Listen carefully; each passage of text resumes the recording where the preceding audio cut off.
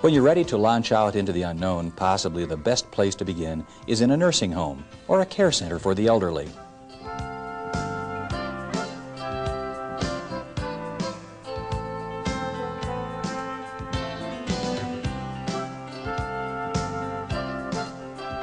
One reason is simply this: the elderly really receive you quite well.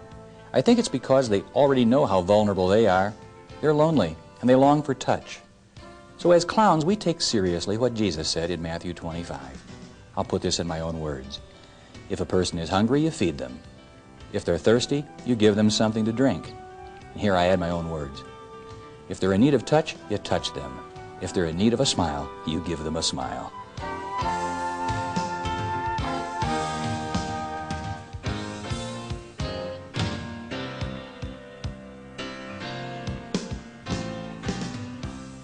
There are a few common sense rules that every clown ought to be aware of before planning to go into a nursing home. First, call the activities director or the manager of the institution and get permission to come. That will give you an opportunity to share what it is you plan to do, that you won't be making any noise or disrupting the activities of the home, and that the mission you're on is extremely important. In fact, what you'll discover is that once you're there, you're going to find it pretty hard to get away. Second, if it's your first time, plan on about a half-hour visit.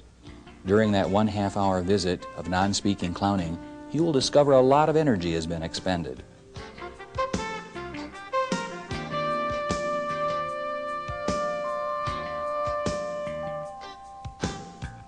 Next, when you enter the nursing home, do not stand there with your group in a large cluster of clowns. Clowns can look rather intimidating if you see a lot of them in one place.